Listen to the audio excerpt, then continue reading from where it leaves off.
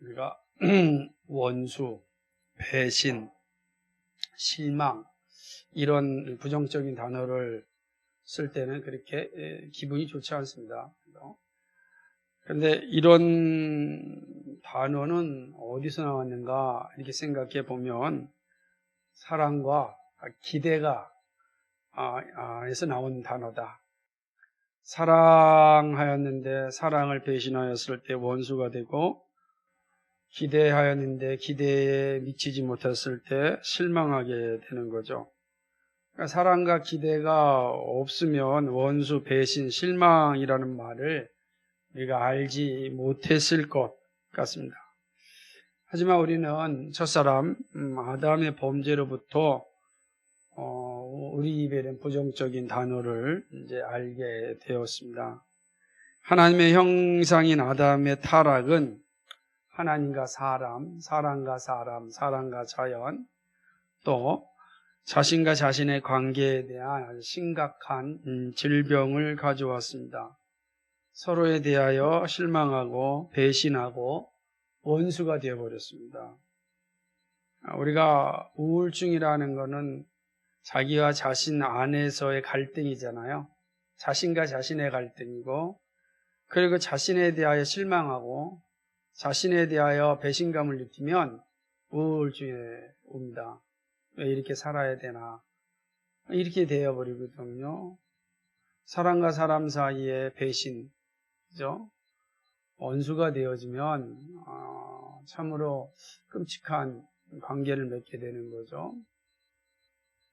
서로가 서로를 돕는 존재로 창조되었지만 타락으로 말미암아서 서로가 서로 돕는 관계에 금이 가게 되었고, 서로를 향하여 배신하고 실망을 갖게 되고 원수가 되는 그런 끔찍한 관계로 떨어지고 말았습니다.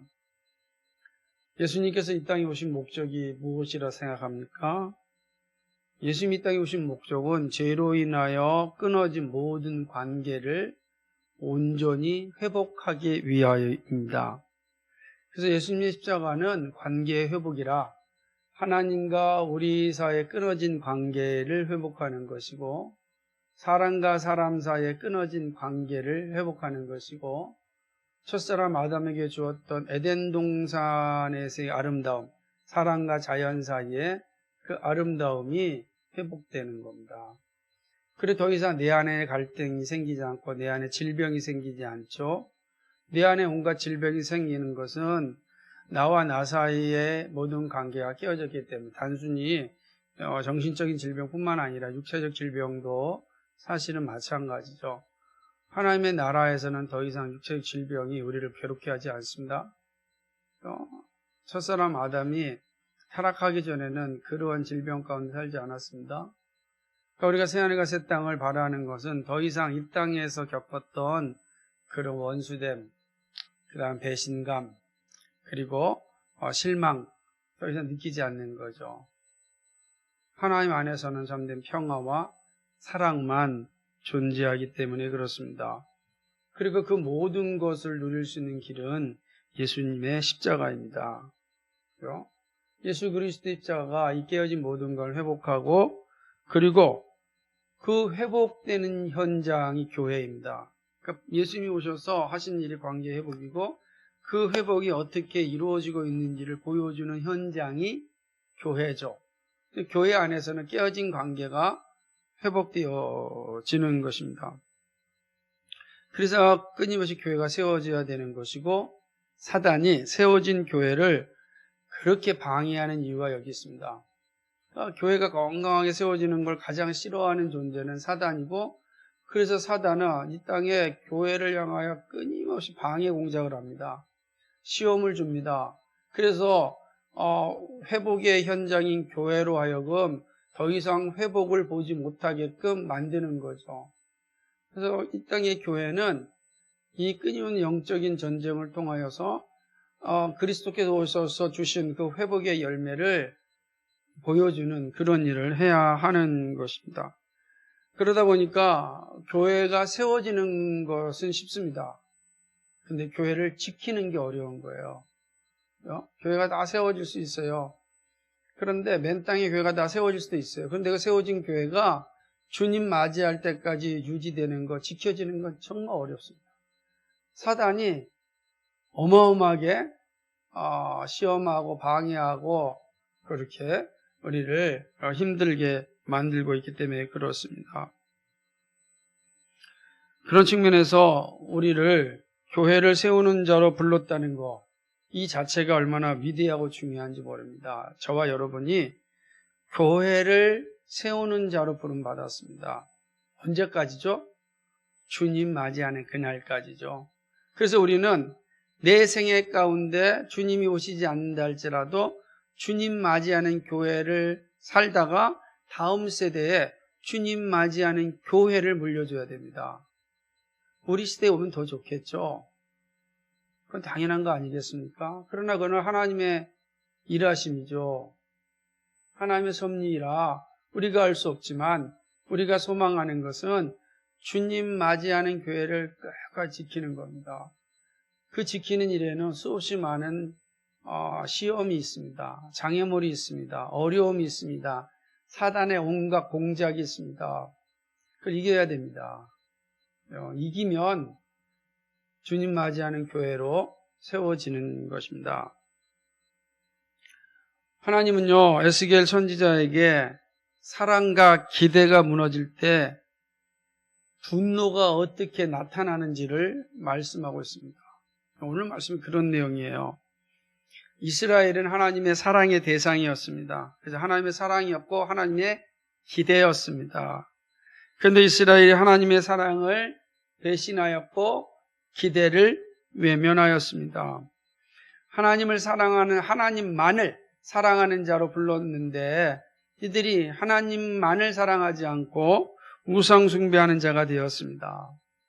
우상 숭배하는 자가 되자 율법이 사라졌고 욕망이 자신의 기준이 되었습니다.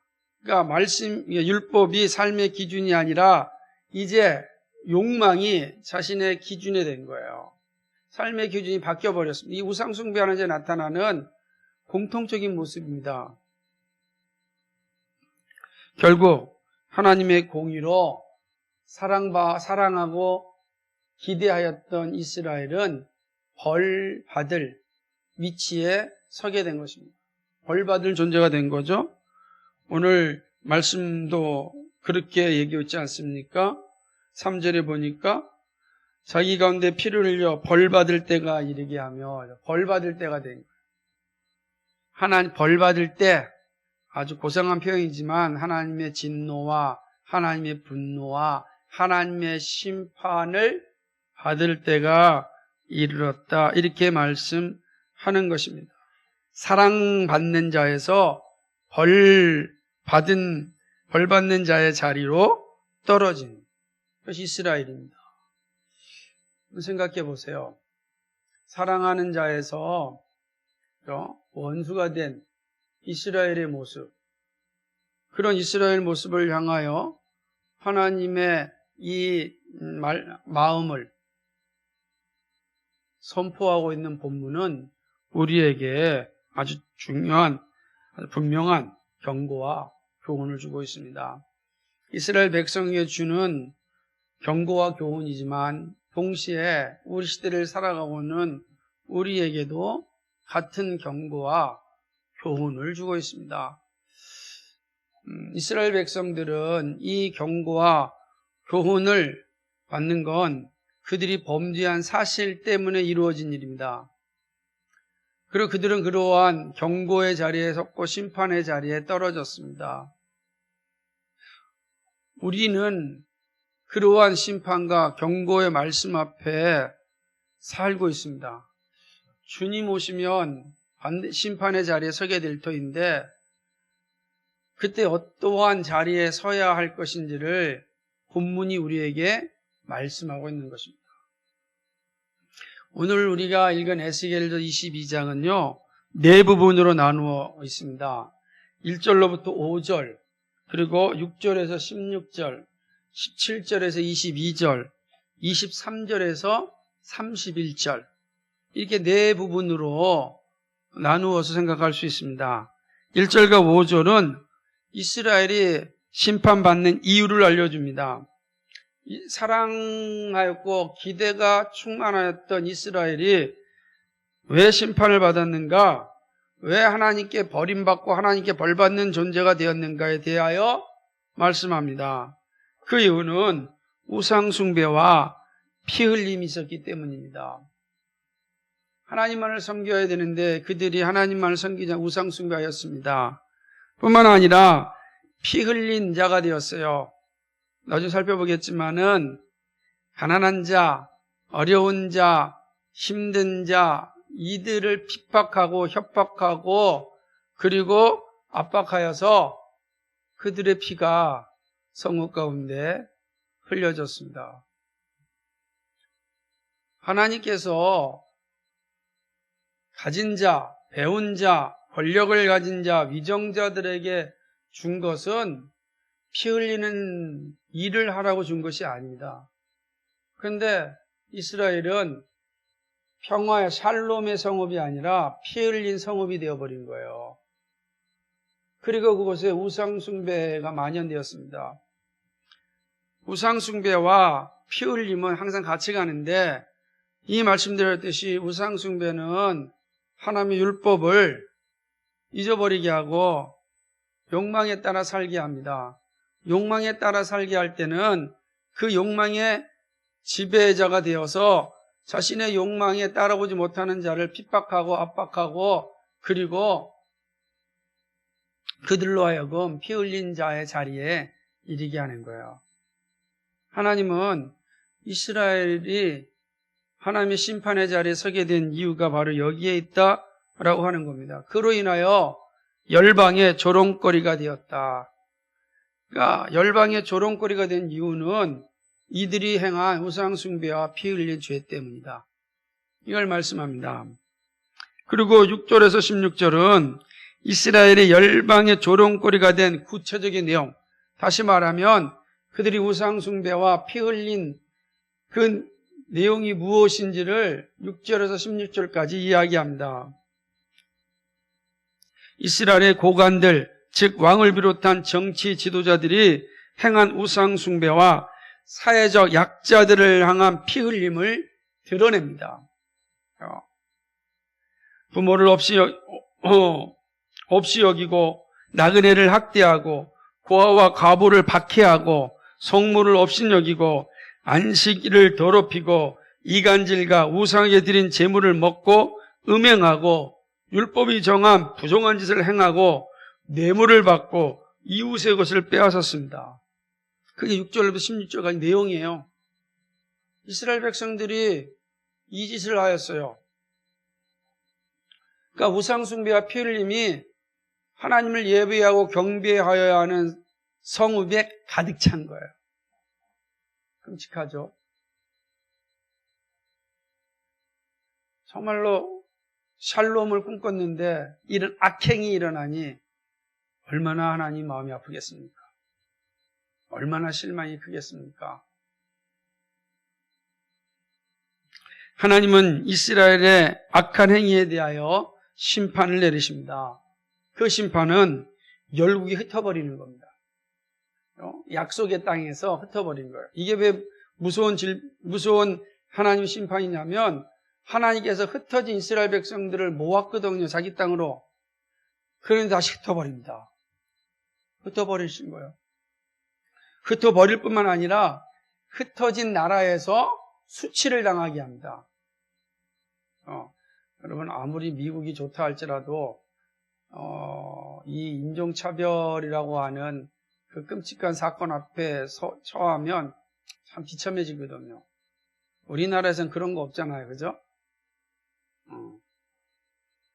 다른 나라에서는 그런 게 있어요. 거꾸로 외국인 노동자들이 한국에 왔을 때 그들도 동일하게 차별을 받잖아요. 인간이라는 게 이렇게 악합니다. 어딜 가든지 간에.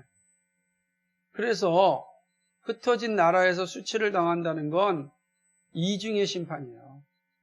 흩어짐을 당하고 흩어진 나라에서 그렇게 수치를 당하는 것입니다. 사랑하고 기대하였던 이들의 죄에 대하여 하나님께서는 벌을 내리신 겁니다. 벌받은 자가 돼버린 거예요. 사랑받는 자가 벌받은 자가 된 거예요. 그리고 그 벌은 정당한 벌이었습니다. 6절과 16절까지 내용입니다. 17절과 22절은 하나님의 분노로 인하여 이제 이스라엘을 찌꺼기로 만드신다는 것입니다. 금같고 은같고 아주 대단히 존귀하게 여겼던 이스라엘, 사랑하고 그죠? 존중이 여겨졌고 열방 가운데 자랑거리가 됐어요. 다윗의 시대에는 모든 열방이 이스라엘을 자랑하였어요. 그런데 자랑거리였던 이스라엘이 찌꺼기가 되었습니다. 찌꺼기라면 어떤 의미겠어요? 가치 없는 존재. 찌꺼기에 기대하지 않아요? 그죠? 여러분 찌꺼기에 기대합니까? 찌꺼기는 쓰레기통에 버리는 거죠. 하나님께서 이스라엘을 찌꺼기로 만드셨다. 그게 17절과 22절의 내용이에요. 내가 너희를 찌꺼기로 만들었다. 하나님의 분노가 얼마나 무서운지를 분명하게 보여주는 말씀입니다. 그런 후에 23절부터 32절은 찌꺼기가 된 이스라엘이 전체적으로 타락한 그 근거에 이스라엘의 영적인 그 다음에 정치적인 지도자들이 한몫하였음을 고발합니다. 이스라엘을 이끌어가는 지도자들의 범죄죠. 이스라엘에 세워진 지도자들이 할 일은 뭐냐면 자신들이 하나님 앞에 정직하게 살면서 이스라엘 백성들을 하나님 앞에 정직하게 이끌어가는 게 그들의 할 일이에요. 그런데 지도자들이 썩어버렸습니다. 선지자가 썩었습니다. 25절에 보면 선지자들의 타락입니다. 일부 학자들은 이게 선지자가 아니고 뒤에 선지자가 나오니까 이 앞에 있는 선지자는 그 본문에 의한다면은 젊은 사자를 이야기하니까 이거는 지도자들을 위한 정치 지도자 왕을 의미한다 이렇게 이야기하기도 합니다. 우는 사자가 음식을 삼킨 같도다 하니까 선지자에게 사자로 대비하진 않으니까 이거는 왕을 의미할 때 사자라고 비유하듯이 왕일 것이다 이렇게 이야기하기도 합니다.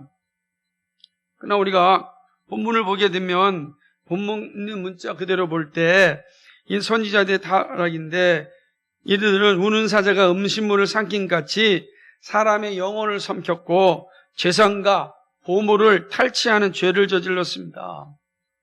26절에는 제사장들의 범죄입니다.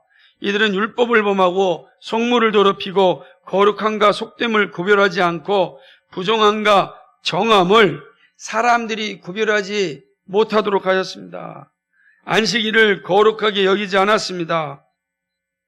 이 제사장들이 할 일이 거룩함과 그 다음에 거룩하지 않음이 무엇인지를 자신의 삶을 통해서 보여줘야 되고 백성들에게는 부정한 것과 부정하지 않은 것이 무엇이 알려주므로 백성들로 하여금 부정한 것은 버리고 정한 것을 따르게 살게 해야 되는 것입니다. 하나님이 정하신 대로 율법의 가르침 대로 살아야 되고 안식일을 거룩하게 지켜야 되는 거예요. 그런데 제사장들이 이 짓을 하지 않은 겁니다. 선지자도 그렇고 제사장도 그렇습니다. 27절을 보게 되면 이스라엘의 정치 지도자들의 타락을 보여줍니다. 불의한 이익을 얻으려고 사람들의 피를 흘렸습니다. 불의한 이득을 얻으려면 누군가는 피를 흘려야 되지 않겠어요? 누군가는 아픔을 겪어야 되고 고통을 겪어야 되는 거 아니겠습니까? 불의한 이득이니까. 이게 정치 지도자들이 할 일이에요. 정치 지도자들이 한 일은 백성들로 하여금 평안하게 살 수 있도록 국가 질서를 잘 지키면서 자기의 사역을 추구하지 않는 거예요. 그런데 정치 지도자들이 하는 행위가 자기의 사역만 추구하는 거예요. 그러니 나라가 어떻게 되겠습니까? 또한 28절은 선지자들이 거짓으로 말씀을 전하고 하나님의 말씀이 아님에도 하나님의 말씀이라고 전하였습니다. 끔찍하죠. 거짓말로 예언하였어요. 그러니까 하나님 선지자는 하나님께 받은 말씀만 전해야 돼요. 근데 하나님께 말씀을 받지 않았음에도 불구하고 이거 하나님의 말씀이야 라고 전하고, 하나님의 말씀이 왔음에도 불구하고 이거 전했다가는 내가 인기를 잃어버릴 것 같으니까 다른 말 전하는 거예요. 성경에 있는 대로 전하는 걸 주저하는 거죠. 그러니 어떻게 되겠어요? 생각해 보세요. 선지자, 제사장, 정치 지도자들이 이렇게 다 타락해 버렸다면 그 땅, 그 백성들은 어떻게 되겠습니까? 29절이 그 현실을 보여줍니다. 같이 읽어볼까요? 시작. 이 땅 백성은 포악하고 강탈을 일삼고 가난하고 비판자를 압제하고 나그네를 부당하게 학대하였으므로. 누가요? 이 땅 백성들이 누구를 본받아서요? 지도자들을 본받아서. 지도자들이 자기 사역을 쫓고 하나님의 말씀을 떠나서 포악하게 살자 그 땅의 백성들도 똑같이 그 짓을 하는 겁니다. 윗물이 썩으니까 아랫물도 썩게 되는 현실이 나타난 거예요. 아랫물에서 저항을 해야 되는데 윗물이, 썩은 물이 너무 강하게 흘러내려오니까 저항할 수가 없는 거예요. 그리고 자신들도 그 썩은 물에 동화되어서 썩은 물의 삶을 살아가는 겁니다.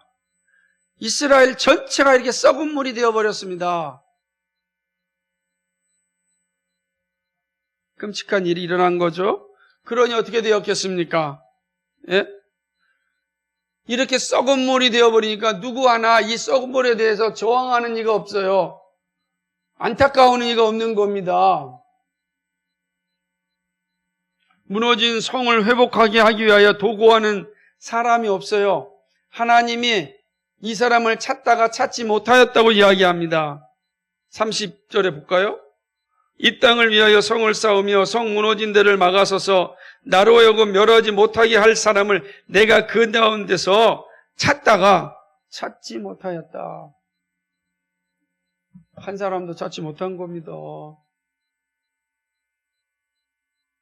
타락한 나라에 도구하는 사람이 없습니다. 참으로 서글픈 현실입니다. 벌 받을 수밖에 없는 모습입니다. 이것이 에스겔이 본 이스라엘의 현장입니다. 하나님의 분노가 임할 수밖에 없는 현실이죠. 이스라엘 백성들이 하나님의 분노의 심판을 받았다고 해도 아무 말 할 수 없는 그런 현실이죠. 이걸 알리라 그랬어요. 너희가 심판받는 게 어떤 건지 알리라. 그렇게 말씀하고 있습니다. 그래서 에스겔 선지자가 아주 적나라하게 이스라엘 백성들의 죄를 드러내는 겁니다. 적나라하게. 이제 우리의 현장을 봅시다. 우리의 현실을 봅시다. 우리는 이 적나라하게 까발리고 있는 선지자의 이 말씀 앞에 자유롭습니까? 사실 이 말씀을 보면 그렇게 자유롭다고 말할 수 없어요.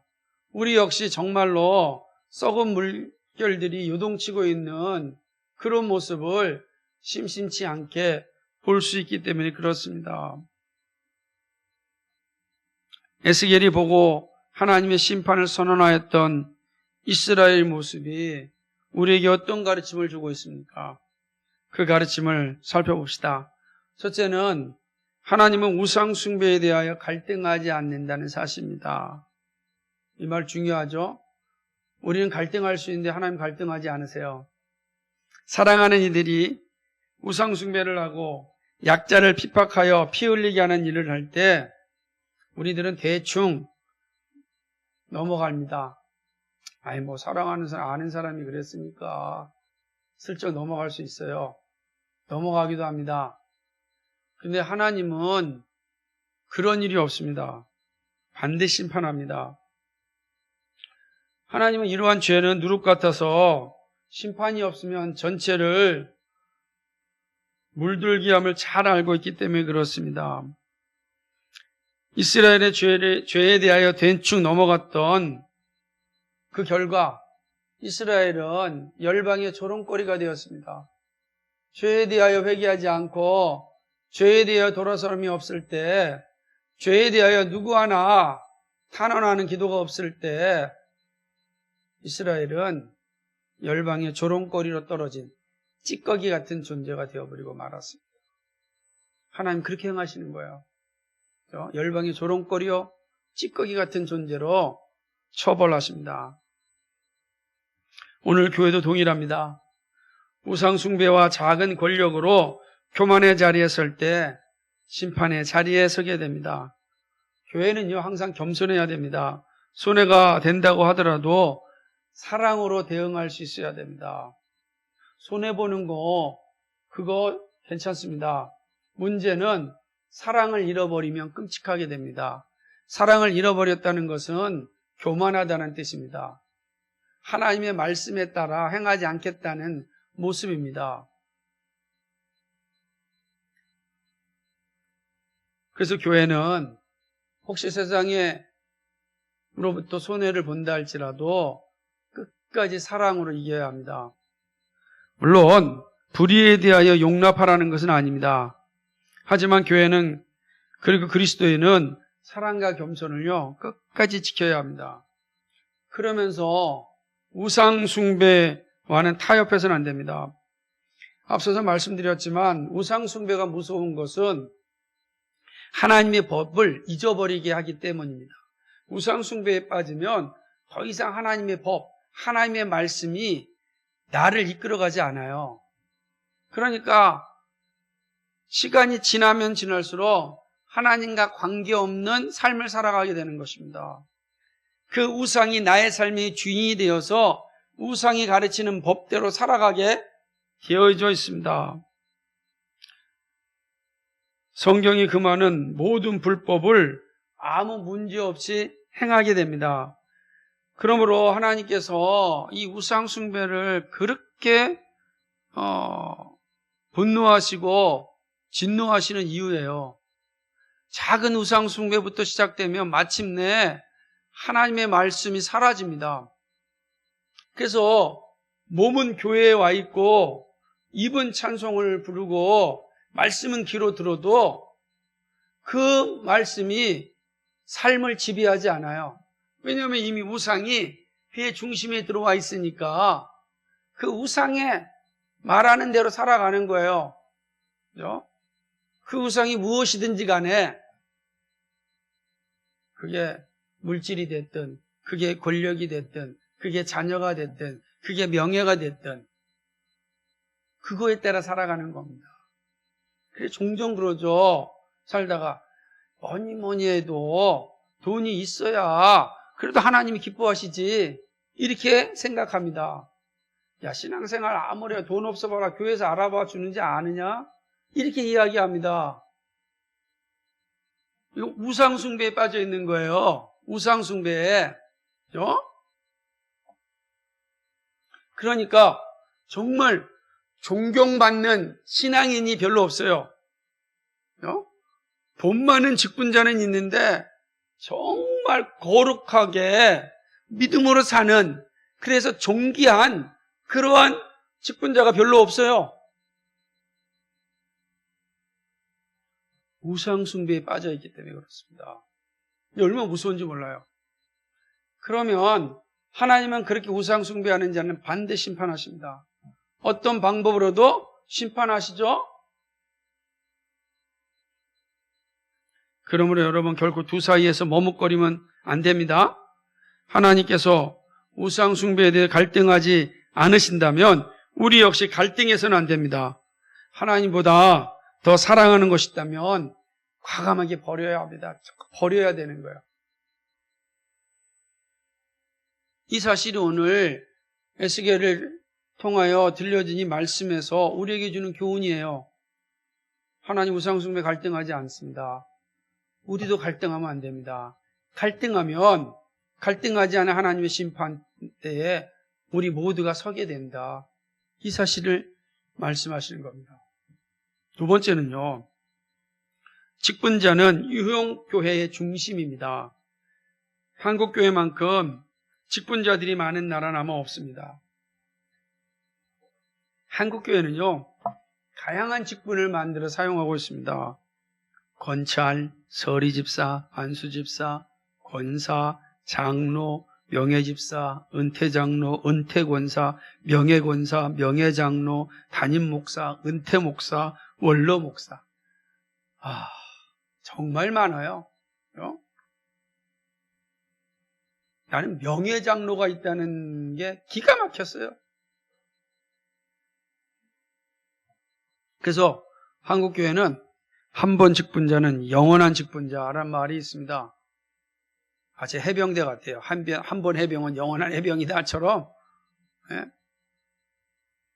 그만큼 직분을 좋아합니다. 그러나 성경은 목사, 집사, 장로만을 말하고 있습니다. 물론 성경에서 애매모호하게 말하는 모습이 있는 거예요. 그 중에 하나가 뭐냐면 늙은 여인은 젊은 여인들을 잘 가르칠 것이며 라고 하는 부분, 그 부분에 그럼 늙은 여인이 젊은 여인들을 잘 가르친다 할 때 늙은 여인은 어떤 존재인가 라는 것 때문에 우리나라에서는 권사라고 하는 말을 만들어낸 겁니다. 늙은 여인이 권면하는 사람.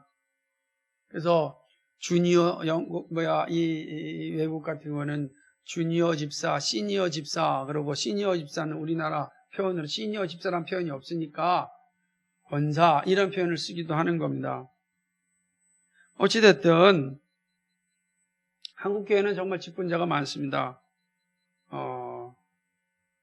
성경은 목사, 집사, 장로만을 말하고 있습니다. 그러니까 직분자를 부정하진 않아요. 없는 직분을 만든 게 문제지만 직분 자체를 부정하지 않아요. 그것은 직분자 없는 유형교회는 성경이 말씀하시는 교회에 합당하지 않기 때문입니다. 교회는 반드시 직분자가 있어야 되는 것입니다. 한국교회는 직분자를 통하여 많이 성장하였습니다. 좀 부정적으로 교회 건축의 중요한 전환점은 인직식입니다. 참으로 씁쓸한 이야기지만 사실입니다. 임직식 때 내는 헌금으로 교회가 건축의 날을 잡는 경우가 예전에는 종종 있었습니다. 요즘 교회는 이런 모습이 정말 많이 사라졌습니다. 얼마나 감사한지 몰라요. 한국교회가 성화되어 가고 있다라고 하는 측면이기도 합니다. 그러나 그만큼 이 사실이 보여주는 것은 직분자가 한국교회를 세우고 지탱하는 일에 중요했다라는 사실입니다.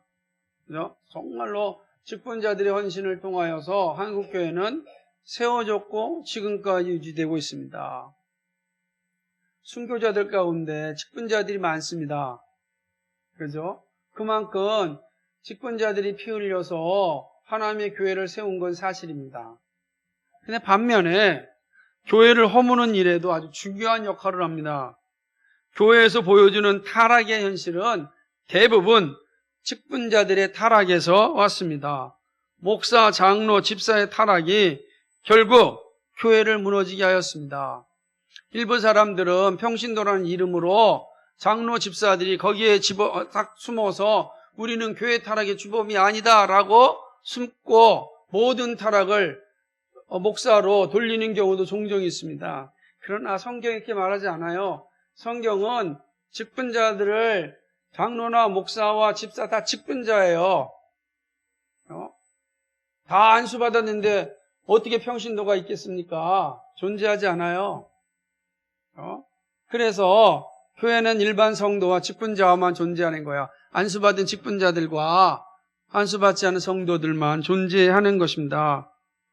차별도 없어요.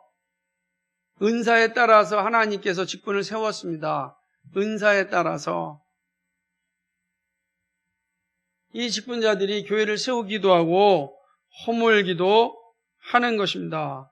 왜냐하면 일반 성도들 때문에 교회가 혼란스럽거나 교회가 타락하는 일은 매우 적습니다.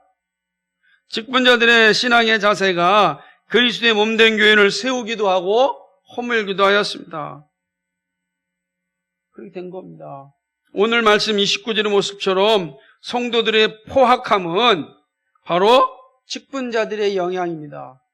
직분자들이 제대로 살지 못하니까 성도들이 포악해지는 거예요.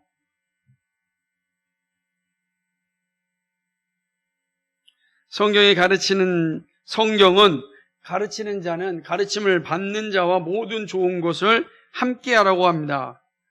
그런데 직분자가 좋은 것을 보이지 않는다면 다음 세대가 좋은 것을 함께할 수 있겠습니까? 좋은 것을 보여주지 않으면 다음 세대가 나쁜 것을 따라 살아갑니다. 그러면 교회가 주님을 맞이할 수 있겠습니까? 없어요. 교회가 오래가지 못합니다. 절대로 오래가지 못합니다. 그래서 직분자가 정말 중요한 거예요. 직분자가 교회 중심이에요. 직분자가 잘 보여줘야 됩니다. 다음 세대들이 나는 저런 신앙이 될 거야 할 때 목사를 바라보지 않고요. 다 교회 목사보다는 직분자를 바라봐요. 뭘 목사 다 포함되지만.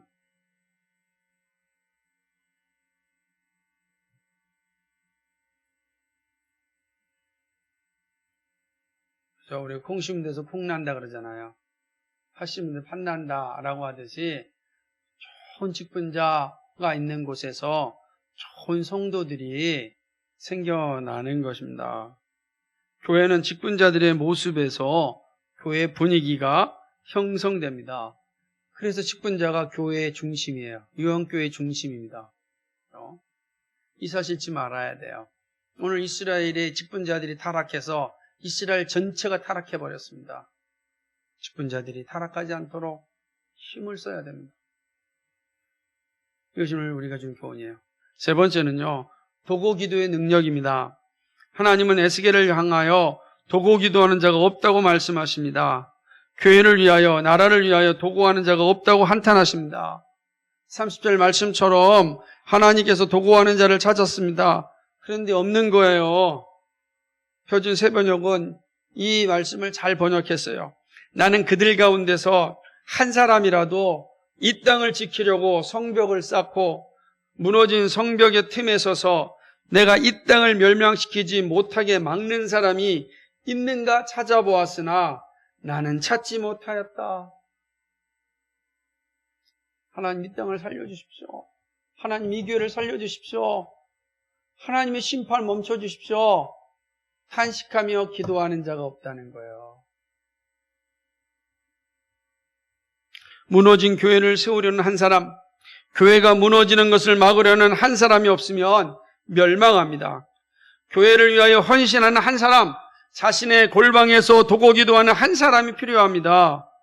그 한 사람이 교회를 살리고 열방을 살립니다. 그러므로 내가 첫째로 권하노니 모든 사람을 위하여 간구와 기도와 도구와 감사를 하되, 지금 우리가 기도할 때입니다.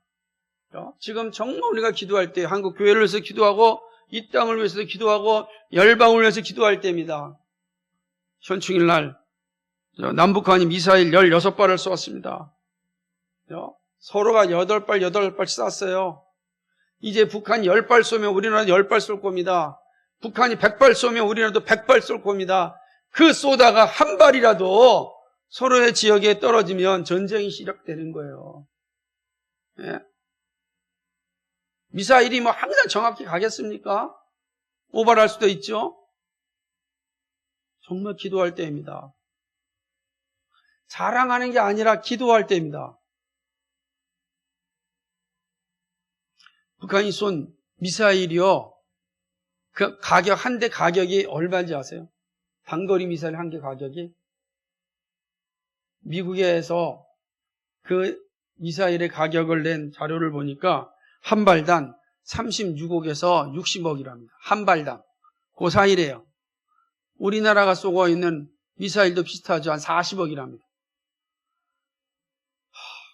평균 40억 잡고 하루 만에 얼마입니까? 예? 하루 만에. 4, 6에 24. 그죠? 240억, 이쪽 240억. 480억. 하루 만에 480억이 바닷속으로 사라졌어요. 서로 무력 시위한다고. 그거 다 국민들을 위해서 사용된다면 얼마나 좋겠습니까? 우리가 얼마나 행복하게 살겠습니까? 돈이 없어서 우리가 어렵게 사는 거 아니지 않습니까? 돈이 없어서 오늘도 노숙하는 사람이 생기는 거 아니지 않습니까? 전쟁이 계속 지속되어지면 나라는 부강할 수가 없어요. 평화가 나라를 부강하게 만듭니다. 참 기도해야 됩니다.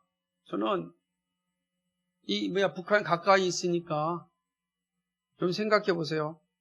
여기 북한이 미사일 잘못 쏘면 부산으로 가겠습니까? 고양시로 오겠습니까? 그죠? 정말 기도합니다. 여러분 기도해야 돼요. 여러분이 골방에서 이 땅에 전쟁이 일어나지 않도록 기도해야 됩니다. 위정자들이 실수하지 않도록, 오판하지 않도록 기도해야 됩니다. 정말로. 교회가 무너지지 않도록 기도하는 한 사람 필요한 겁니다. 나라가 무너지지 않도록 기도하는 한 사람이 필요합니다. 하나님이 찾으시는 한 사람이 필요합니다. 그죠? 우크라이나의 전쟁이 멈추도록 기도하는 한 사람이 필요합니다. 선교사들이 복음을 전하는데 정말 위협당하지 않고 진리의 복음을 전할 수 있도록 위한 한 사람이 필요합니다. 그들을 기도하는 한 사람. 그럴 때 하나님을 사용하시죠. 말씀을 맺습니다. 벌 받을 신앙과 벌 받지 않은 신앙의 차이는 우상 숭배와 교만에 있습니다. 탐욕에 있습니다. 우리 가운데 벌 받고 싶은 분들 아마 없을 겁니다. 벌 받지 않는 신앙인이 되려면 그리스도를 더욱 가까이 해야 합니다. 보혜사 성령님의 도우심이 없이는 우상 숭배의 자리에서 벗어날 수 없고 개인적 탐욕의 자리에서 떠날 수 없습니다. 가지고 싶은 사람은 더 가지고 싶고 누리고 싶은 사람은 더 누리고 싶은 것이 본성입니다. 그래서 우상 숭배와 탐욕은 같은 뿌리입니다. 이 세력을 이기는 길은 성령 하나님의 도우심입니다. 우리의 본성을 이기고 하나님의 뜻을 구하며 살 수 있도록 강구해야 됩니다. 정말 복 있는 부자의 삶을 살 수 있도록 기도해야 됩니다. 복 있는 부자. 그것은 우상 숭배와 탐욕을 이긴 자입니다. 하나님의 뜻대로 살아가는 자입니다. 그래서 이러한 하나님의 사람이 되도록 우리는 성령 하나님의 도우심을 구해야 됩니다. 그리고 서로 도고 기도해야 됩니다.